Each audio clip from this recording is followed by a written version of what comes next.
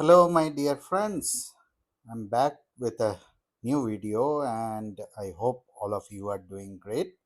So, in today's video, I'm again going to cover, few topics related to the recent ongoing war between Israel, US, and Iran, and the effect of it on the businesses as well as on the aviation industry.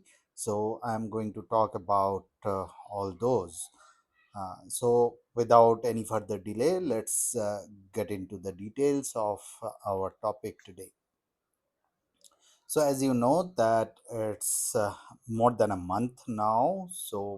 Uh, this conflict is going on, and we are getting mixed signals. Sometimes hope for de-escalations, and sometimes the it is really escalating in a wrong direction.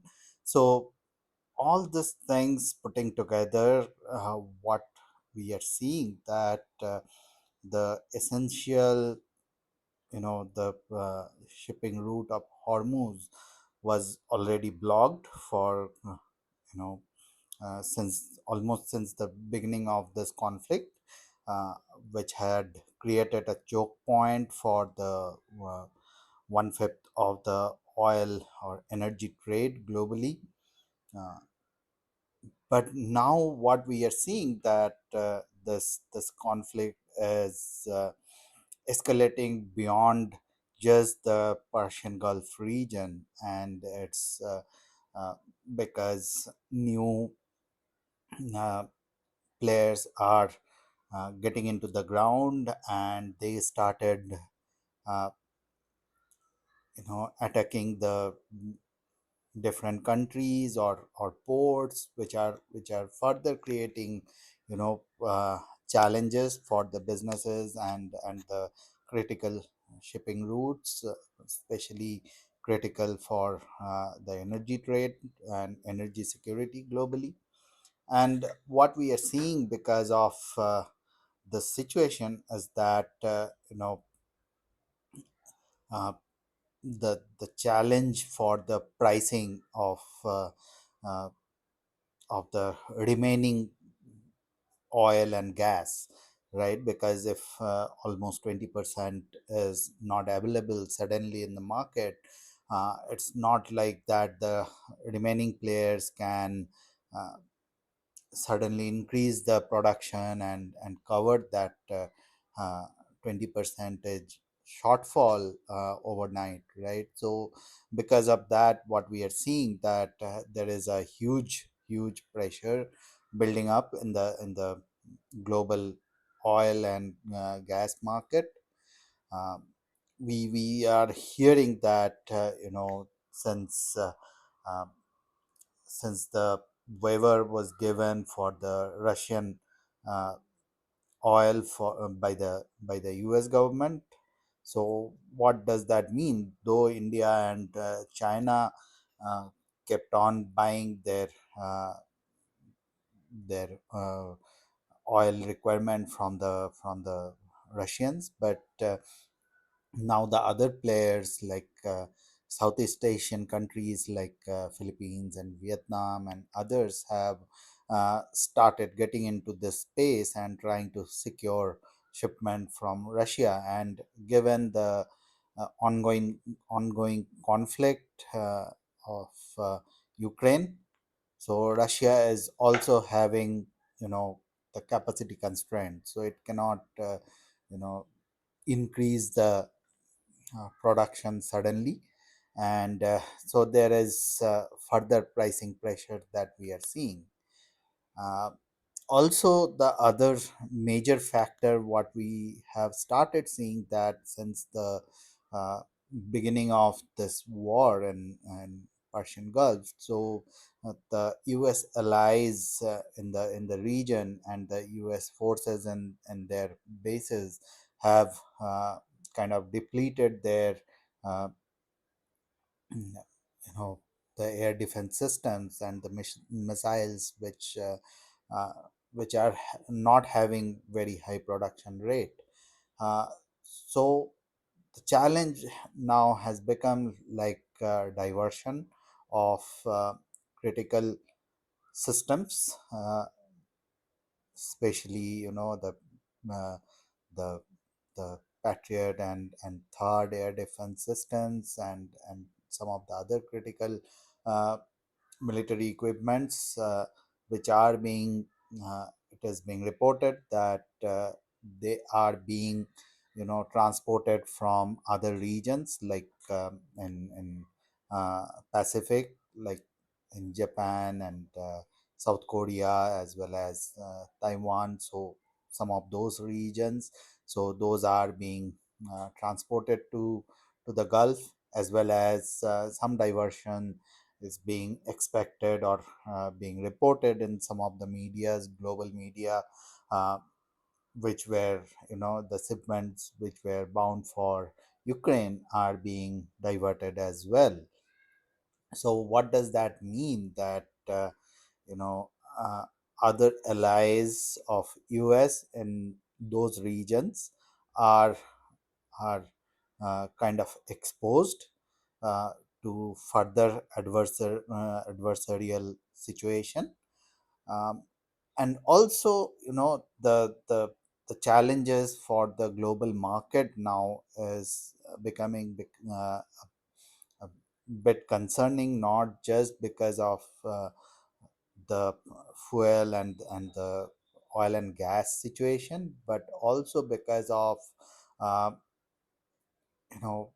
not very clear uh, understanding of what is going to happen in some of the other regions, because multiple front has already been opened in the Gulf region. Now if we see also, the Ukraine Russia war is ongoing now.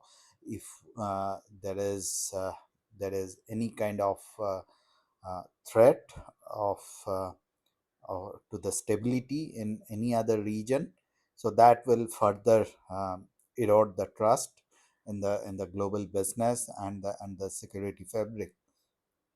Also for the aerospace industry, I would say that as we are seeing a uh, huge pressure on the oil price, so that is also trickling down to the ATF price, air turbine fuel price for the aviation industry. And what does that mean is that there are more frequent cancellations and delays, so that uh,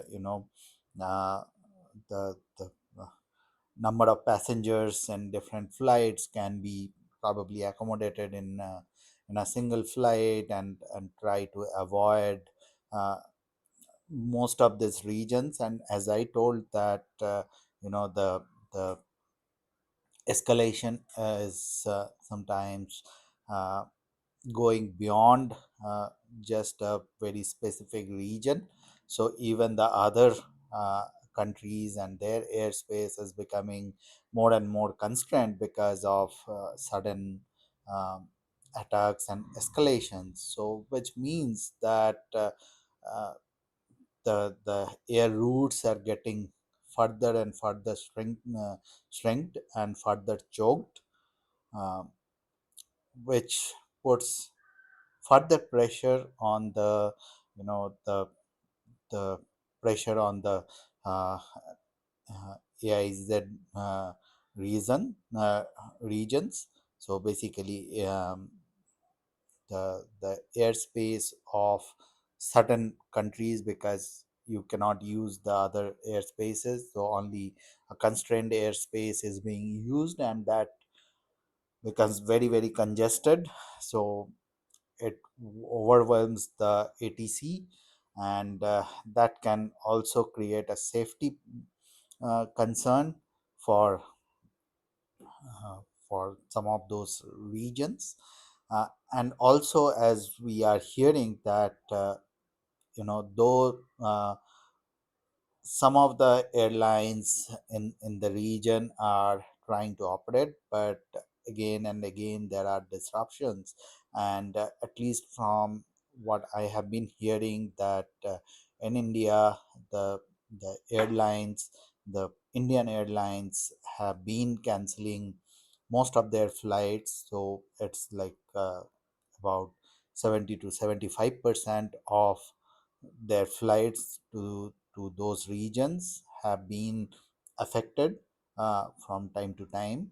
Mm, but that's a huge pressure, right? And given the situation, if this continues for uh, longer time, so that will surely have a very negative impact on the financials of the uh, all this airlines companies, and that might really be a very precarious situation for this airlines as well as the government, respective governments.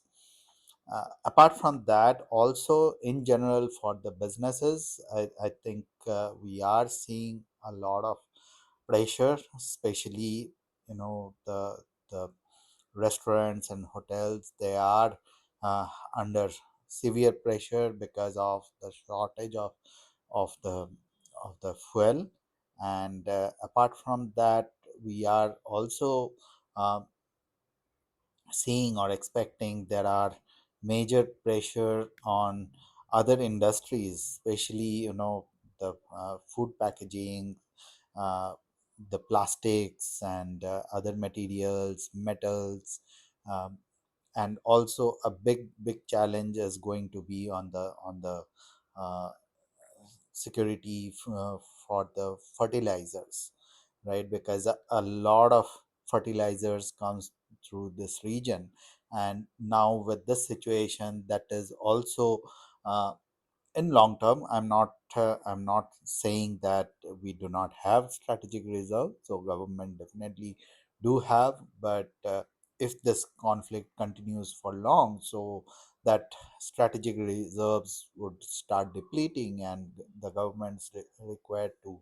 refill those to ensure that for any future needs, the fertilizers are also available. So these are going to put severe challenges. And what does that mean? Because of the fleeing uh, of the foreign investment from the country, and more and more pressure uh, on the the major, the single most important import which India does. Almost 90% of our fuel comes from different countries. So what pressure it is putting uh, on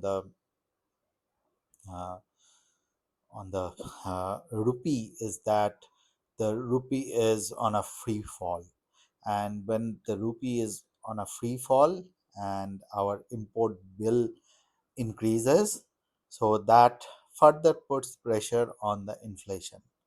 So with that inflation, as it's going to hit the uh, pocket of the common man very quickly.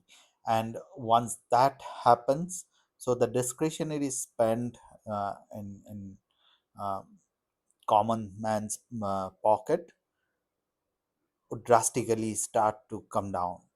And once that happens, there are further you know uh, consequences that we will start seeing in different businesses, and the entire cycle of interdependency of different businesses on consumer spend and uh, discretionary spend will start to unravel. So this is definitely a concerning situation, though we have not reached a breaking point globally. I'm sure that all the economies, all the countries globally are working on uh, all these challenges very seriously. So do our government in India. But what you can expect is that this is certainly going to have a negative impact uh, for the economy, for India for sure. Uh, though 2025, 26 economic growth would not be majorly affected because it's just the last month of the fiscal year. But if this continues for long, so our next year's uh, growth is really going to be affected. But having said that, also the current account deficit and the uh, import bill that is going to be uh, uh, seeing for 25 26 financial year. So it's a challenging numbers what I am expecting. So uh, keep looking for these challenges and plan for you know uh, your discretionary spend wisely, because these are something which are going to affect the businesses as well as the individuals uh, equally. So with that, I uh, end my today's episode here. I hope you liked this discussion, and please like, share, and subscribe to my channel. Have a great day. Thank you.